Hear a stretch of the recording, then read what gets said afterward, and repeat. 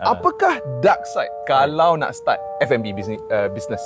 Bila yang orang baru buka kedai ni, biasanya nak cari customer tu susah sikit lah sebab orang nak tak trust kat kita lagi. Okay. Tapi bila mana kita mungkin makanan kita mungkin lebih sedap daripada orang yang dah lama jual kat situ juga.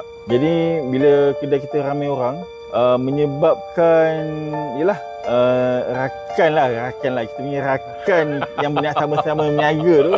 Okay. Rasa macam kenapa gerai dia ramai kenapa yang orang baru ni ramai pula orang. Padahal aku dah lama meniaga kat sini. Ni adalah realiti ya, saya tak, ini bukan cerita rekaan. Lepas tu bila dia ramai orang tu tak boleh jadi ni kan. Dia kadang kita sini akan anggap dia pakai pelaris ke?